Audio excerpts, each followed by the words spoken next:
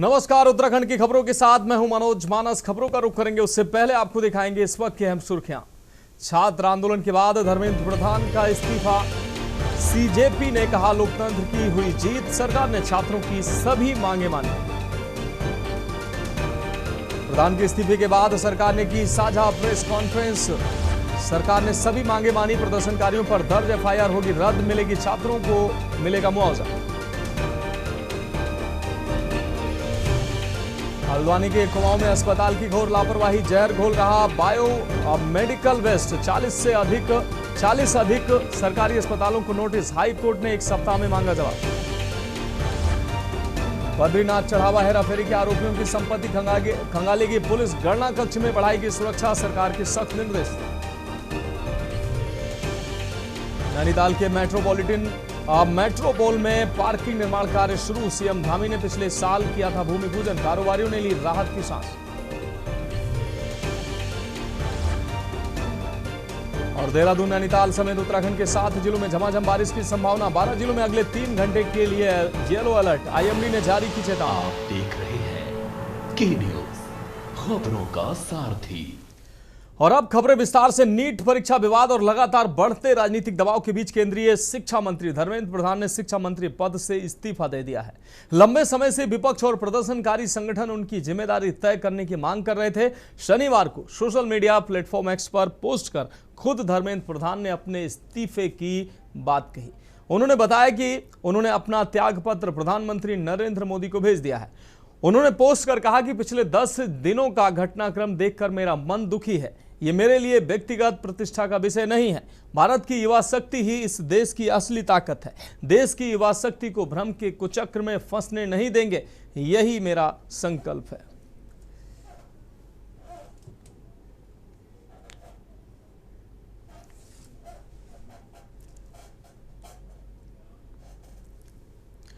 दिल्ली के constitution club में सरकार और सीजेपी के डेलीगेशन की संयुक्त प्रेस कॉन्फ्रेंस हुई। तीसरे दौर की बातचीत के बाद सीजेपी की सभी मांगे सरकार ने मान ली है। साथ ही सीजेपी ने आंदोलन खत्म करने का ऐलान कर दिया है। कॉन्स्टिट्यूशन क्लब में केंद्रीय मंत्रियों जेपी नड्डा और डॉक्टर जितेंद्र सिंह के साथ कॉकरोच जनता पार्टी के प्रतिनिधियों सौरभ दास और आशुतोष राणा के साथ बातचीत हुई। इसके बाद प्रेस के जरिए ऐलान किया गया। उन्होंने कहा कि आज कुछ देर पहले धर्मेंद्र प्रधान जी ने इस्तीफा दे दिया है। हमारी पहली मांग मान ली गई है। सौरभ दास ने कहा कि दूसरी मांग आंदोलनकारियों के खिलाफ दर्ज सभी एफआईआर वापस लेने की थी। उन्होंने बताया कि सरकार ने इस मांग पर भी सहमति जताई है। सौरभ ने बताया कि जिन राज्यों में बीजेपी या उसके गठबंधन की सरकारें हैं, वहां छात्र आंदोलनकारियों पर दर्ज सभी एफआईआर वापस ली जाएंगी और भविष्य में किसी तरह की कार्रवाई नहीं की जाएगी।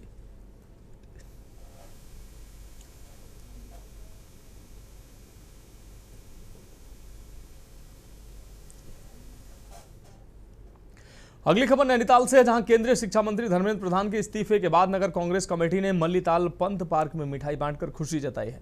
कांग्रेस नगर अध्यक्ष सचिन नेगी ने इसे छात्रों, युवाओं और कांग्रेस की जीत बताया। उन्होंने कहा कि राहुल गांधी द्वारा छात्रों के मुद्दों को लेकर किए गए संघर्ष का परिणाम है कि शिक्षा मंत्री को इस्तीफा देना पड़ा। कांग्रेस कार्यकर्ताओं ने आगामी चुनाव में युवाओं से एकजुट होने की अपील भी की है। डटे हुए थे, केवल एक ही मांग थी उनकी कि धर्मेंद्र प्रधान का इस्तीफा दिया जाए करके।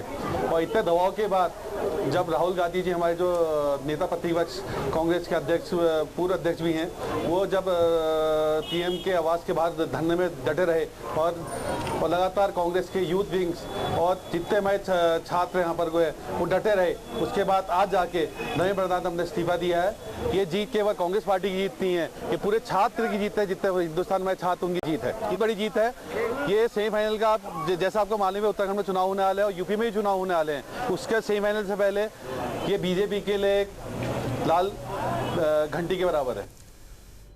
अगली खबर देहरादून से, जहां केंद्रीय शिक्षा मंत्री धर्मेंद्र प्रधान के इस्तीफे पर भाजपा प्रदेश अध्यक्ष महेंद्र भट्ट ने कहा कि यह निर्णय पूरी तरह से नैतिक आधार और राष्ट्र प्रथम की भावना से लिया गया है। उन्होंने आरोप लगाया कि विपक्ष और विदेशी ताकतों के इशारों पर छात्रों को गुमराह कर देश में अराजकता फैलाने की कोशिश की जा रही है।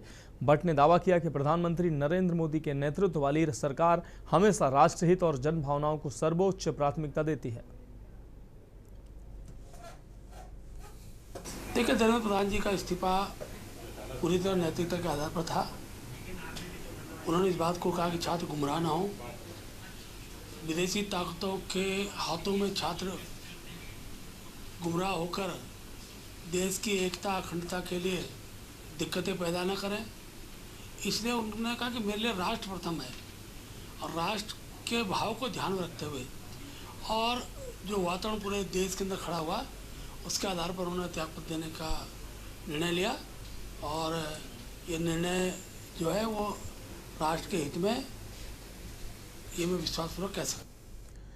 अगली खबर का रुख करेंगे खबर डोईवाला से, जहां दिल्ली के जंतर मंतर पर छात्रों पर हुए कथित पुलिस लाठीचार्ज के विरोध में भारतीय किसान यूनियन, देहरादून कांग्रेस पार्टी और विभिन्न सामाजिक संगठनों के प्रतिनिधियों ने कोतवाली पहुंचकर राष्ट्रपति के नाम ज्ञापन सौंपा। प्रदर्शनकारियों ने घटना की निष्पक्ष जांच, दोषी पुलिसकर्मियों के खिलाफ कार्रवाई तथा छात्रों को शांतिपूर्ण और लोकतांत्रिक प्रदर्शन के अधिकारों की रक्षा सुनिश्चित करने की मांग की। मांग तो चलो मानी जानी थी, जायज मांग थी। मांग एक वहाँ बच्चे अपना बहुत शांतिपूर्ण तरीके से मांग को रखकर अपना प्रदर्शन कर रहे थे, छात्र और छात्राएं। लेकिन जो दिल्ली पुलिस ने किया है, जो जिसको अमर्यादा कहें, उसकी सारी सीमाएं लांघ गए हैं। बच्चियों के कपड़े फाड़े गए, जो हमें कहते हुए भी शर्म आती है। डंडा आपने देखा होगा, एक 3 स्टार जो वहाँ का कोतवाल है, वो डंडा किस तरीके से इस्तेमाल कर रहा है।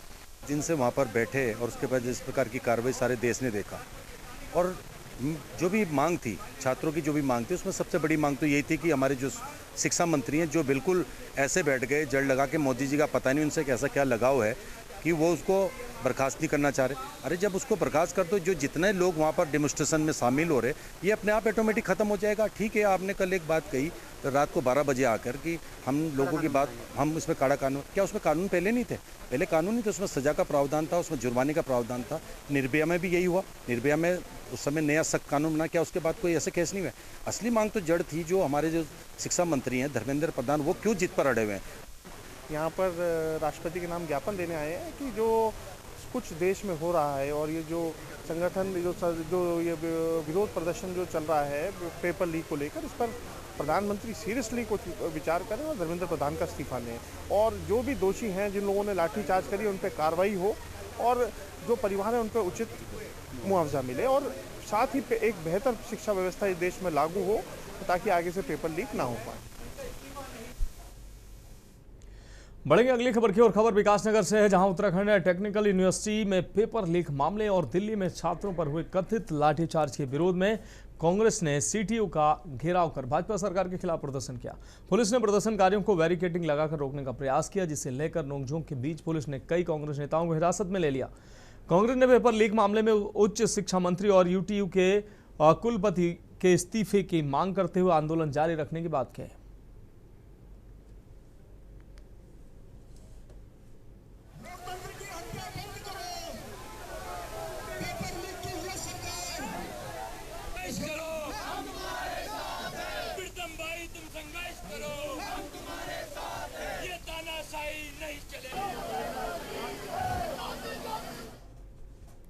अगली खबर गदरपुर से है, जहां गदरपुर में भाजपा युवा संवाद कार्यक्रम के दौरान हुई मारपीट के मामले में एफआईआर दर्ज कराने की मांग को लेकर कांग्रेस कार्यकर्ताओं और छात्रों ने कोतवाली गदरपुर में धरना प्रदर्शन किया। बड़ी संख्या में पहुंचे प्रदर्शनकारियों ने पुलिस से आरोपियों के खिलाफ मुकदमा दर्ज करने की मांग की। धरने में घायल वंश शर्मा और नीरज गौतम भी मौजूद रहे। कांग्रेस नेताओं ने पुलिस पर कार्रवाई में देरी का आरोप लगाते हुए न्याय की मांग की। बाद में पुलिस क्षेत्राधिकारी अखिलेश कुमार ने मुकदमा दर्ज करने का आश्वासन दिया, जिसके बाद कांग्रेस ने धरना समाप्त कर दिया। प्रदर्शन शांतिपूर्ण रहा। और बढ़िया सी स्क्रिप्ट लिखवाई है, तो उसको तो, और उसमें उनकी स्क्रिप्ट में इतना विरोधाभास है कि वो शायद अपने दिल पर अगर हाथ रखेंगे तो पुलिस वाले, तो उस तहरीर को कूड़ेदान में फेंक देंगे। आखिर जान तो सबने भगवान को देनी है ना, इतनी बेईमानी तो कोई नहीं कर सकता ना। दिन को दिन और रात को रात कहा जाएगा। और वहाँ जो स्थिति थी, अगर आपको याद हो, पुलिस के सामने पीटा गया, पुलिस मौजूद थी वहाँ पर, सारा घटनाक्रम पुलिस ने खुद देखा। जो वरिष्ठ जो भी नेतागण थे उनसे बातचीत हुई है।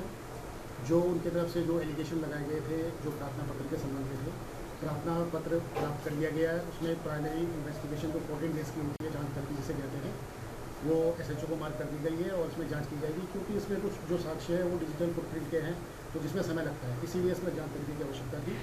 और इसमें जो भी कार्रवाई आगे होगी, वैधानिक कार्रवाई जिसके खिलाफ भी होगी वो पंजीकृत की जाएगी। भाजपा भारतीय जनता पार्टी द्वारा गदरपुर में एक युवा संवाद कार्यक्रम रखा गया था और युवा संवाद था युवाओं की के प्रति जो भी सरकार की जिम्मेदारी है या युवाओं की जो विचार है उसको सरकार तक पहुंचाया जाए।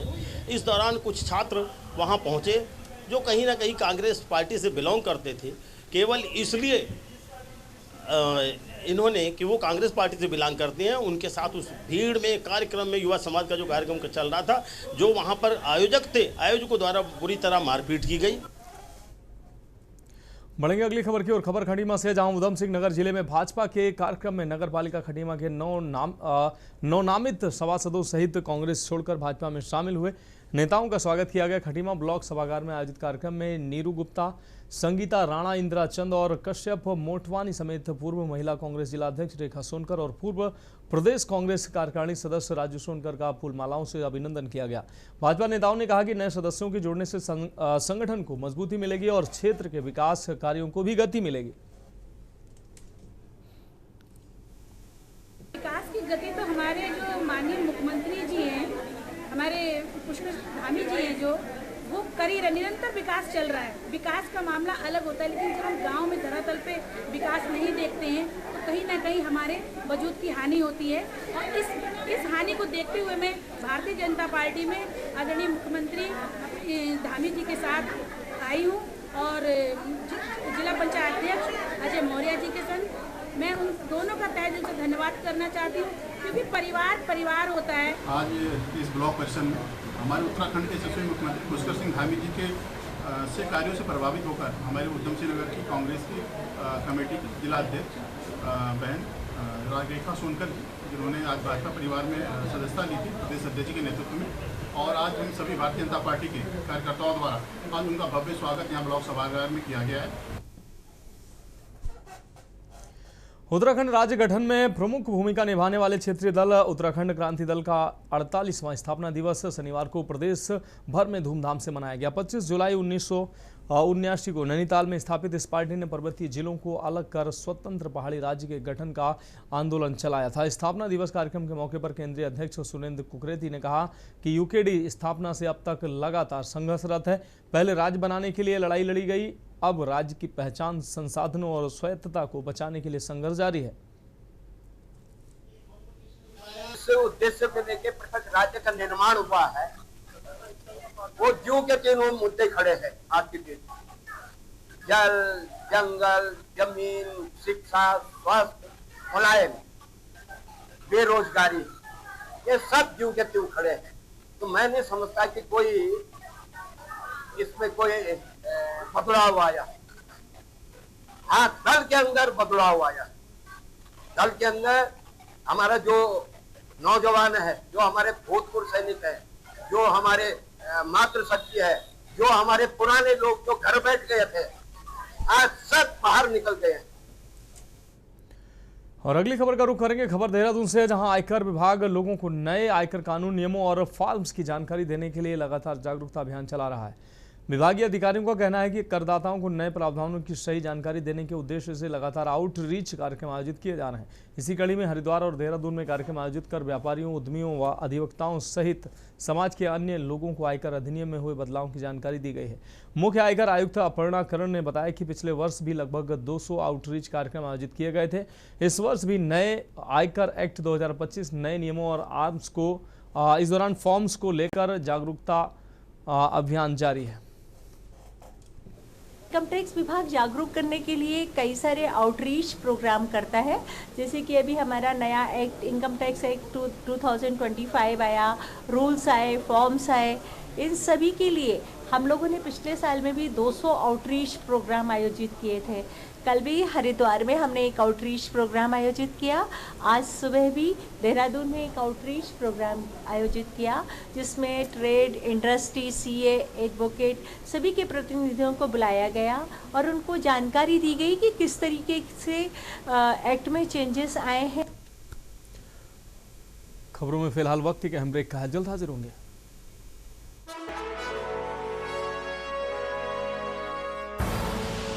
आप देख रहे हैं के न्यूज, खबरों का सारथी।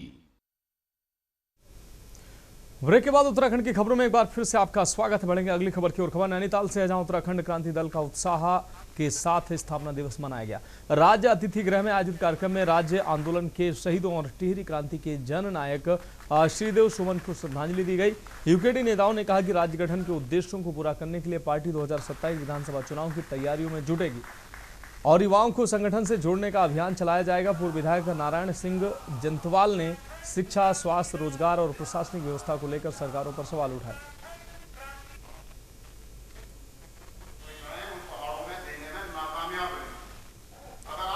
बीस सालों में जो हमने आज का विषय रखा है कि राज्य बनने के बाद उत्तराखंड राज्य की अवधारणा के कितने पास और कितने दूर आज हमें, तो हमारे तमाम साथियों ने भी विश्लेषण किया। उन्होंने अपने सड़कों के हालात बताए, अपने विद्यालयों के हालात बताए, उन्होंने अपनी स्वास्थ्य सेवाओं के हालात बताए दूर दराज के क्षेत्रों के। दूसरा, एक राज्य का जो एक ईमानदार राज्य के रूप में जाना जाता था, उस राज्य की आज एक बिहार के साथ जिसकी तुलना हो रही है, तो ये सारे हालात इस बात की ओर इंगित कर रहे हैं इस गोष्ठी के माध्यम से कि जिस अवधारणा को लेकर ये राज्य बना था उसके हम बहुत दूर हैं। सोचिए, आप अपनी कार का बोनट खोलें और सामने इंजन के बीचों बीच एक लंबा सांप फन उठाए बैठा मिले। कुछ ऐसा ही नजारा देहरादून के फॉरेस्ट रिसर्च इंस्टीट्यूट में देखने को मिला है, जहां एक कार के बोनट में सांप दिखाई देने से मौके पर हड़कंप मच गया। बोनट खुलते ही सांप तेजी से साइड पैनल के अंदर घुस गया और सॉकर के ऊपर जाकर छिप गया। कुछ देर तक किसी की हिम्मत उसके पास जाने की नहीं हुई। सूचना मिलते ही वन विभाग की रेस्क्यू टीम मौके पर पहुंची और काफी मशक्कत के बाद सांप को सुरक्षित बाहर निकाला गया। जांच में पता चला कि ये रेट स्नेक था, जो गैर विषैला होता है और इंसानों के लिए खतरनाक नहीं माना जाता है। वन विभाग ने लोगों से अपील की है कि अगर कहीं भी सांप दिखाई दे तो घबराएं नहीं, उसे पकड़ने की कोशिश ना करें, बल्कि तुरंत प्रशिक्षित रेस्क्यू टीम को सूचना दें।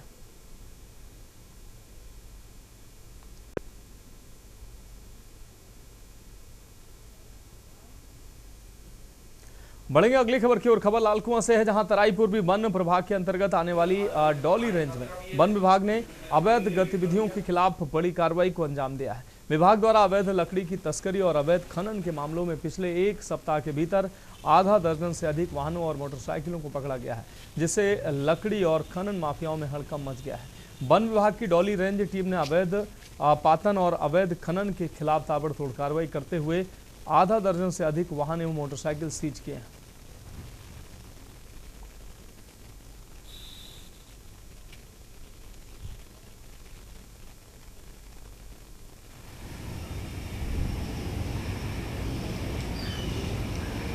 देखिए, आप इस समय मानसून सीजन चल रहा है। हर वर्ष मानसून में वन अपराधों में वृद्धि होती है। उसी को मद्देनजर रखते हुए हमने उच्चाधिकारियों के निर्देशानुसार गश्त भी बढ़ाई है। पिछले एक हफ्ते में हमने 2 खनन की गाड़ियां और 1 पिकअप और 5-6 मोटरसाइकिलें हमने जब्त की हैं और ये कार्रवाई हमारी आगे भी निरंतर जारी रहेगी। जो कल हमने गाड़ी पिकअप पकड़ी है उसको वो शांतिपुरी में कहीं निजी खेत से एक कटहल का वृक्ष काटा गया था और उसमें हमने जो उसको चिन्हित कर लिया है स्वामी को और उसके विरुद्ध हम 4/10 में कार्रवाई की। विकासनगर के जनजातीय क्षेत्र जौनसार बाबर के प्रवेश द्वार हरिपुर कालसी में ऐतिहासिक ब्रिटिशकालीन पुल के पिलर पर मां यमुना की मूर्ति स्थापित किए जाने को लेकर विवाद खड़ा हो गया है। वरिष्ठ भाजपा नेता द्वारा बिना अनुमति इसके इस्तेमाल का विरोध किए जाने के बाद मौके पर प्रशासन को दखल देना पड़ा। वरिष्ठ भाजपा नेता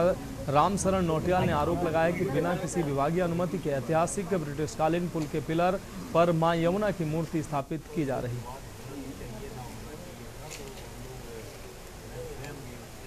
ये मैं पहले आपको बता दूं, मैं ये कोई धरना नहीं है, मैं तो चौकीदारी करने आया। मुझे बताया कि रात को मूर्ति चढ़ा रहे खंबे के ऊपर। यहाँ हम श्याम झूला बनाना चाहते हैं, सरकार में पत्रावली चल रही है, मैं मुख्यमंत्री जी के नॉलेज में है, उनको आग्रह किया है। इन लोगों ने, जो लोग पंचायत के लोग हैं, हमारे अपने घर के लोग हैं, इन लोगों ने मुझसे कहा पहले कि आप लोगों ने तो 1-1.5 बीघा जमीन यहाँ खरीदी है घाट के साथ में, वहाँ हम मूर्ति लगाएंगे और मंदिर बनाएंगे। अब तुम्हें मूर्ति, ये कहते हैं मूर्ति तो हम अलग लगाना चाहते हैं, जहां लगाना वहां लगाई, मैं तुम्हारे साथ खड़ा हूं। कोई नई जगह में परमिशन चाहिए, उसके लिए मैं तुम्हारे साथ चलूंगा। कोई कहीं मूर्ति के लिए फाइनेंस भी इकट्ठा करना है तो मैं भीख मांग लूंगा।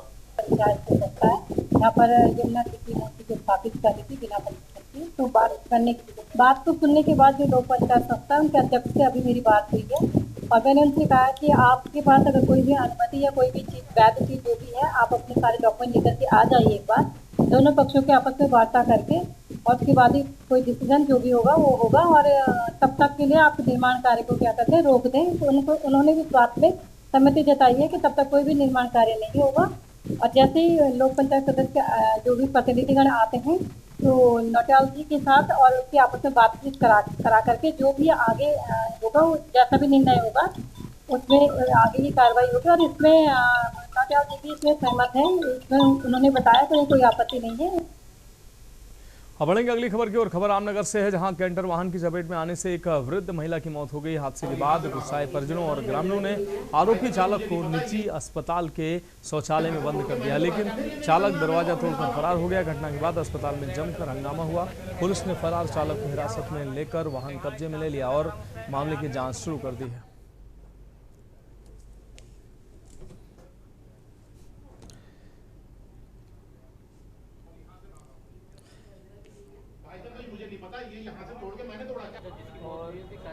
मैं उनका बेटा हूँ, मेरी मम्मी थी वो, और वो सरकारी अस्पताल से दवाई लेकर आ रही थी, परत जहाँ उनका नाम है, और वो दवाई लेकर के आ रही थी सरकारी अस्पताल से। वो पैदल थी और गाड़ी के दोनों पहियों के ऊपर चढ़ गया।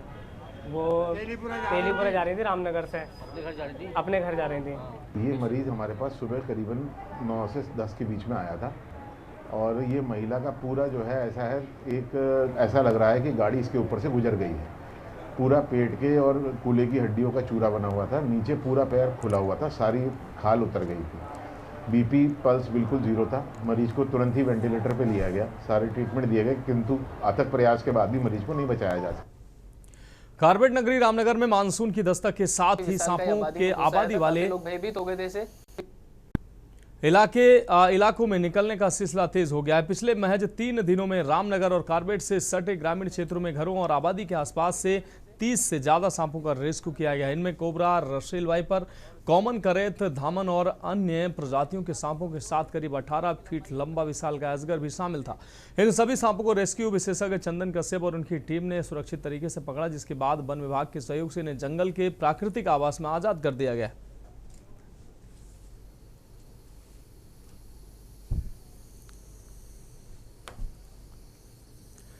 खबर मंगलौर से है, जहां लगातार हो रही बाइक चोरी की घटना का पुलिस ने खुलासा कर दिया है। मंगलौर पुलिस ने खुलासा करते हुए अंतर्राज्यीय बाइक चोर गिरोह का भंडाफोड़ कर बाइक चोर गिरोह के 2 सदस्यों को पुलिस ने गिरफ्तार कर लिया है, जिनकी निशानदेही पर 18 चोरी की गई मोटरसाइकिल बरामद की गई। ये गिरोह उत्तराखंड सहित उत्तर प्रदेश व हरियाणा के अलग अलग क्षेत्र से होलिया बदलकर बाइक चोरी की घटनाओं को अंजाम देते थे। एसपी देहात शेखर चंद्र सुयाल ने बताया कि क्षेत्र से लगातार चोरी की घटनाओं की शिकायत मिल रही थी, जिसको लेकर एक टीम गठित की गई थी। इस गिरोह को पकड़ने के लिए पुलिस टीम ने करीब 500 से अधिक सीसीटीवी कैमरे खंगालने के बाद बाइक चोर गिरोह को पकड़ने में पुलिस को सफलता मिली है। पकड़े गए दोनों आरोपों में शामिल आरोपी मंगलौर क्षेत्र के टांडा बनेड़ा गांव के रहने वाले हैं।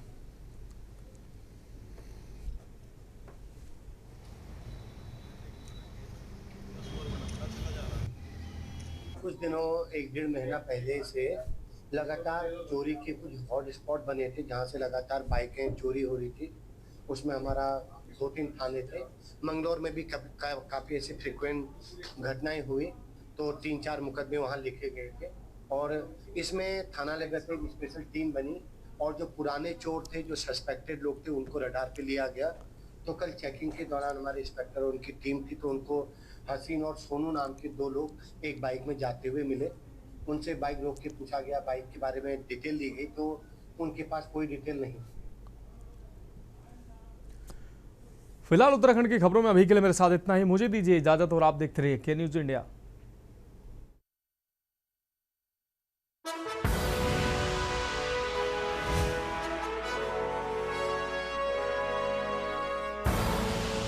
आप देख रहे हैं के न्यूज, खबरों का सारथी।